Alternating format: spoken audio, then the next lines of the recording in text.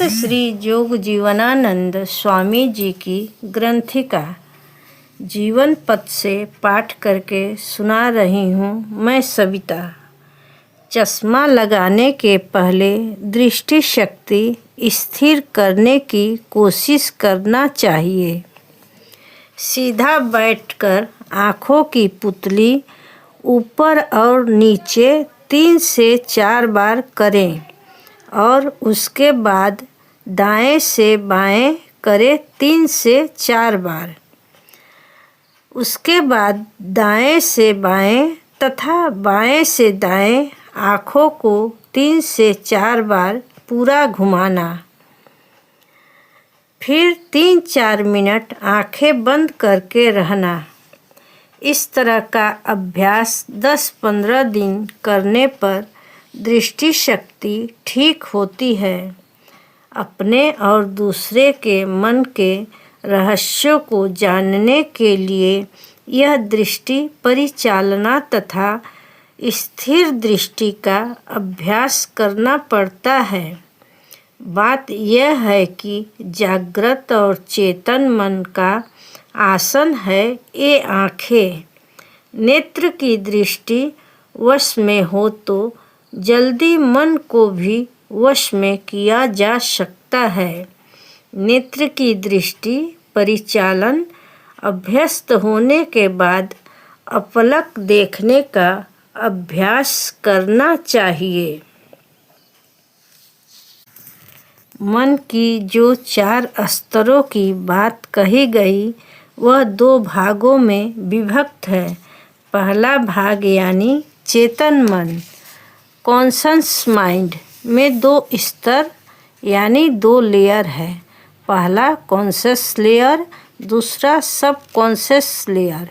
दूसरा भाग यानी अचेतन मन अनकॉन्शियस माइंड में 2 स्तर है, जैसे प्री कॉन्शियस लेयर प्राक चेतन स्तर और अनकॉन्शियस लेयर अचेतन स्तर।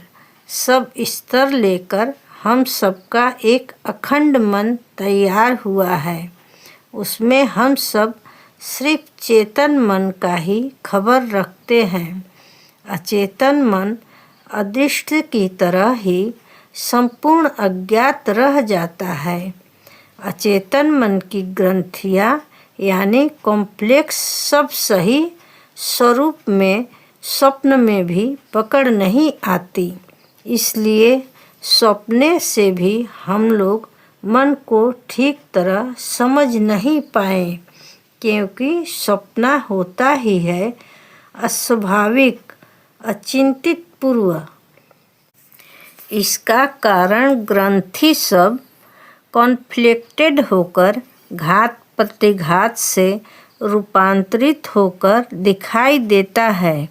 यह कॉन्फ्लिक्ट या दग्न यह शुरू होता है चेतन मन को विचार और अचेतन मन के अंधे जिद के चलते।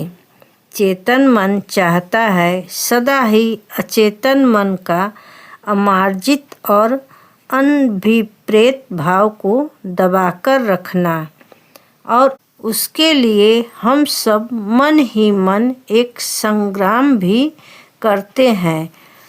उसका नाम है चित्त विश्लेषक या साइको एनालिस्ट की परिभाषा में रिप्रेशन यह दबाकर रखने का विशेष प्रणाली है। उसे ही कहते हैं चित्त वशीकरण।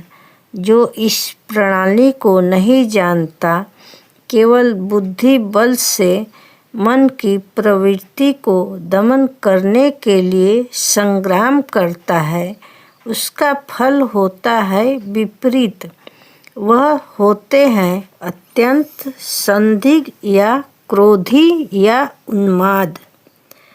यह प्रतिहत मनोप्रवृत्ति समय समय पर प्रबलता से जागृत चेतन मन को भी अधिकार कर लेता है कि तब वह मन जागकर भी सपना देखता है या असंभव कल्पना में मत हो जाता है।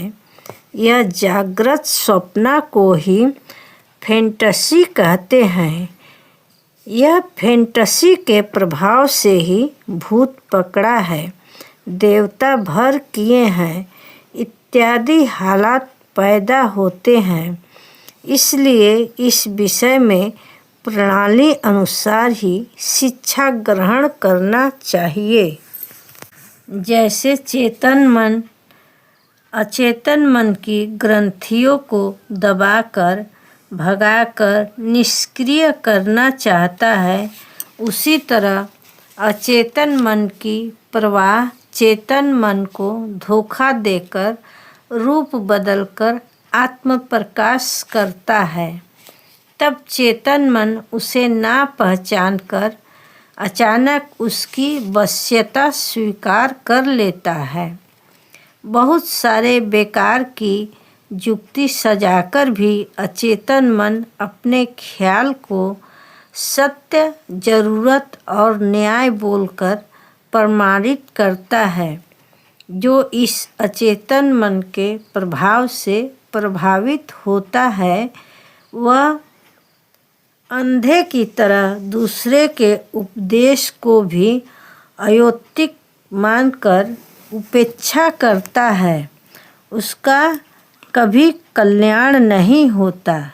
इसलिए शास्त्र का अनुशासन, सही सामाजिक प्रथा या रीति अस्वीकार या अमान्य नहीं करना चाहिए। प्रतिहत ग्रंथि अचेतन मन की प्रबोध या प्ररोचना से चलने का दूसरा नाम है आत्म प्रवंचना। जिस तरह हम सहज सरल भाव मन में लेकर जन सेवा मूलक कार्य में शामिल होते हैं निस्वार्थ रूप से, परंतु उसके अंतराल में जो जसोलिप्सा या स्वार्थ छुपा रहता है, उसे समझ ही नहीं पाते हैं। ओम सत्तम।